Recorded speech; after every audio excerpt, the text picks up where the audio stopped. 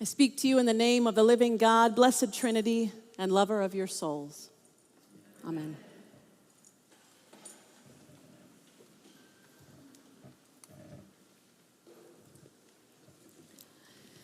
Has anyone ever tested you? No? Now, I don't mean SATs or EKGs or even personality tests on Facebook. I mean, has anyone you care about ever tested your relationship? Relationship tests are a roundabout way of asking for what you need when you really aren't in touch with what you actually need. Testing is something people do out of emotional insecurity. Insecurity often built on a long history of bad relationships. People's traumatic pasts lead them to seek assurance of love and emotional validation from those they test. Sometimes the testing is intentional, and other times it's subconscious. Psychologists tell us while testing isn't inherently bad, it's not a very helpful means of communication. Testing another person can cause problems in a relationship. This is true for friendship as much as romance. As an example, has anyone you love ever said to you, "Oh, I don't need anything for my birthday"?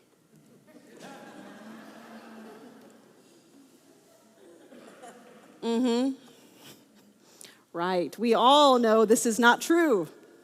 And so the guessing game begins, the endless Google search of the 10 best gifts of the year, the eternal scroll through old texts, trying to recall what the person wishes they had. The one being tested by the birthday experiment can feel like they're in an old school TV game show like The Price is Right, where you have to guess the true value of an item to win the true prize. I don't need anything simply can't be true. We all need things. We need food, water, air, and shelter to survive. And in our relationships, we actually do need affirmation and care and birthday hugs. But those who have a harder time knowing what they need and when they need it end up testing others to help themselves figure it out. And this leaves the person on the other side of the testing confused. God tested Abraham. God tested Abraham. And it wasn't a spelling bee or a Bible quiz. It was a relationship test. So as I read today's text from Genesis 22, I wondered if God was maybe feeling a little insecure, a smidge afraid of rejection, a bit in need of some reassurance.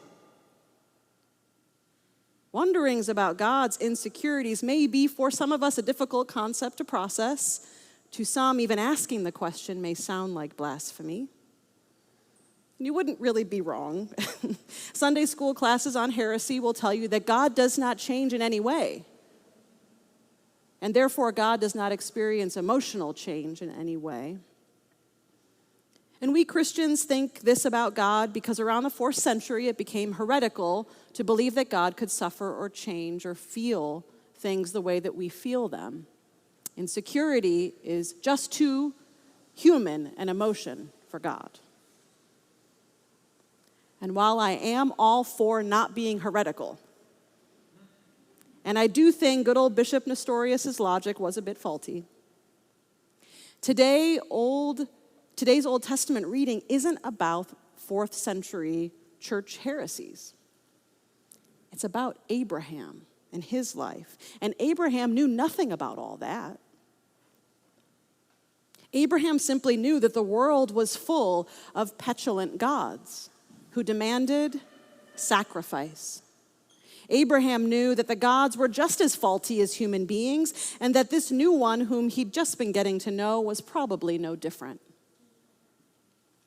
And that's why just a few chapters prior to this one, Abraham was negotiating with God about the destruction of Sodom and Gomorrah, and God was negotiating back. In fact, all throughout the Old Testament, we find stories that reveal how often God changes. Moses argued with God, and God relents. God regrets his decision to make Saul king over Israel. God tells Jeremiah, I will reconsider my plans. And so on and so on. And today, an insecure God tests his relationship with his new human by demanding something impossible of him. No biggie. In the first millennium, gods did this sort of thing all the time. This way of seeing God as a person who is not unlike us is called anthropomorphism. Anthropomorphism. It's a normal phenomenon in all primitive and ancient polytheistic religions, including these pre-Israelite stories. At this point in the Bible's history, we are pretty early on. We're in Genesis. God does not even have a name yet. There is no Israel. There are no chosen people. God has nothing but a string of poor relationships in his past, and he meets Abraham and decides it's worth trying this relationship thing again. And there are rich emotional, psychological, and spiritual gleanings to be found in stories like today's, where God experiences the world as we do. As Christians, we know this. It's partly why the Gospels are so powerful. We know God understands our suffering because we saw Jesus suffer for us. But Judaism doesn't have stories of Jesus to conceptualize God's ability to relate to humanity. Judaism has anthropomorphism. So hold with me today this tension between Jewish thought and Christian heresy, and wonder with me and Abraham why God might be testing him. And I propose, I've hinted at it already, it's because Abraham is the first human being God tries to trust in any meaningful way after the trauma of the Garden of Eden. God walked with Adam and Eve naked in the cool of the day until those two did the one thing God asked them not to do. God gave them everything, and they broke the one boundary God had made for himself. They stole from his favorite tree.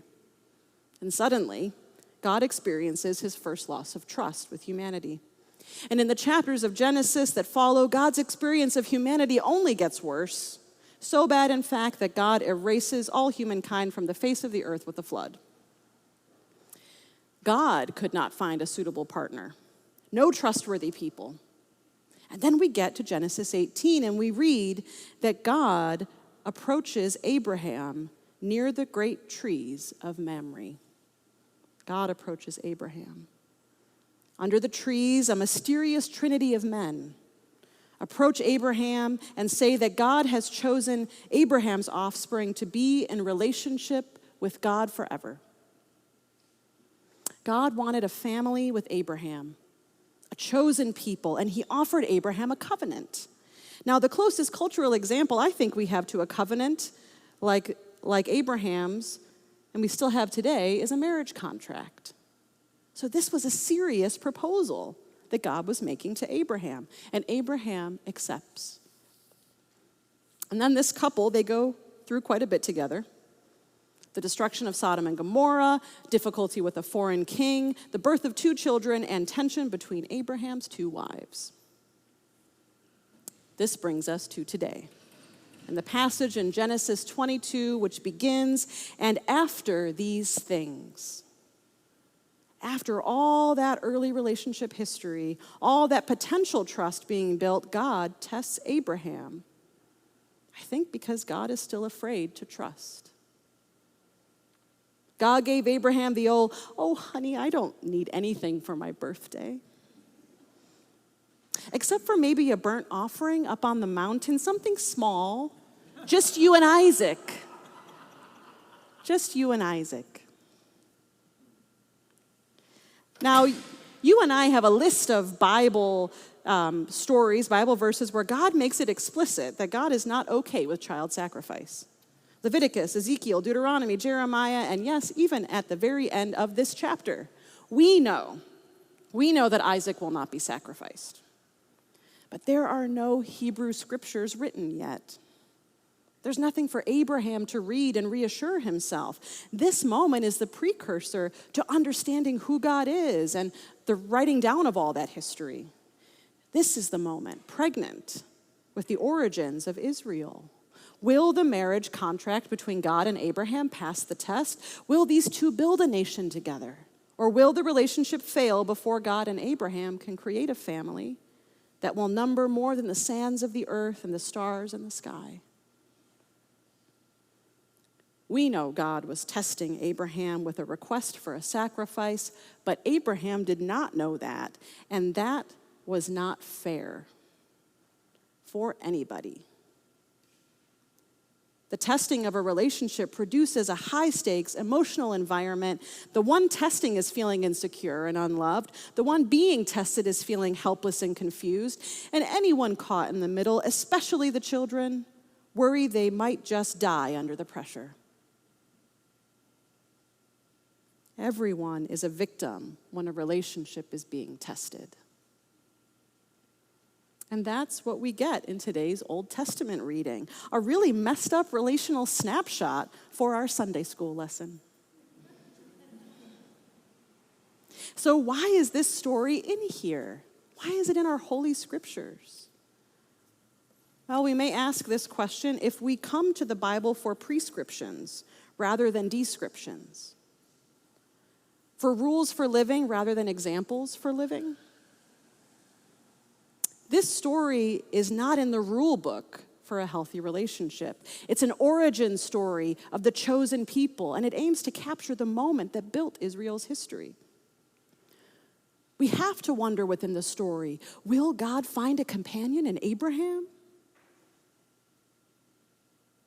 And perhaps that question even allows us to wonder the same things for ourselves, to wonder if we will ever find the companionship we need. In the beginning, God created humankind, and it was good until it wasn't. And God knows what that feels like. That's what this story shows us. God knows what that feels like. God comes to us in Genesis 22 as a battered lover, doing the only thing trauma has taught him to do, test anyone who draws near. And God finally admits this at the end of today's reading when his messenger cries out, "Don't hurt Isaac, don't lay a finger on that boy. I didn't mean it." Even though we commonly refer to this Bible passage as the sacrifice of Isaac, no child sacrifice was made that day. And in fact, the word sacrifice never actually shows up in the Hebrew text. Shocking. God asks Abraham to olah, which means ascend. And it was a word that could mean to go up in smoke, or it could mean simply to offer up. The word is an image relaying release and surrender, and that's what I think God actually wanted from Abraham, surrender. Not human sacrifice, but God did not make that need clear. All God wanted was for someone to listen to his boundaries and stop crossing them, someone who would respect him, someone he could build a life of mutual surrender with. But rather than that, he asked for child sacrifice as a gift. This story shows us how messed up things can be at the beginning of a new relationship as people try to figure themselves out. But it also points to the beginning of what becomes a true and healthy and beautiful relationship. This terrible test didn't break God and Abraham apart. They both survived it, as did Isaac. This is the moment where God's perspective not only changes, but so does Abraham's. Abraham realizes there is a God who does not require the sacrifice of human beings. This God will provide the sacrifice for himself. This moment marks the beginning of a real relationship between God and a chosen people, one that requires both parties to grow and change together. And if we look over time at the story of Israel and God, we see the ways in which God grows in trust and the people grow in their understanding of sacrifice. See, burnt offerings weren't something that Judaism came up with. These sacrifices, they predate Israel. They're found in the ritual texts from Ugarit and of the Hittites before the Bible stories we have were ever written. Burnt offerings were a popular way for first millennium cultures to feed the gods.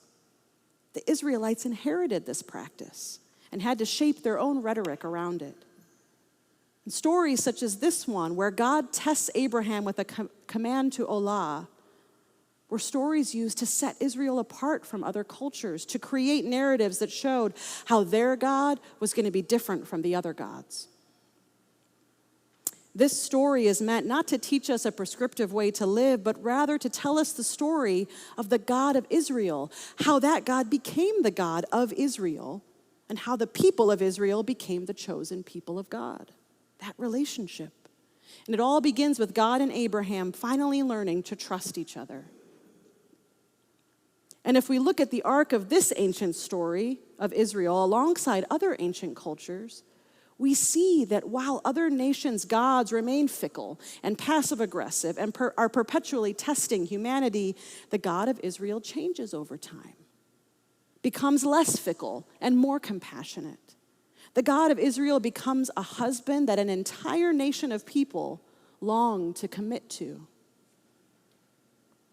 Despite all that unhealthy testing God put humanity through early on, God grew into someone Israel could be in relationship with. And the chosen people grew into someone who could be in relationship with God.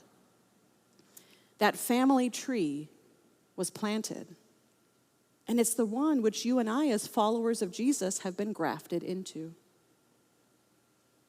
So there is good news in this text of terror, good news about relationships. First, we see that even if there is unhealthy testing at the beginning of your relationship, two people can grow to trust one another.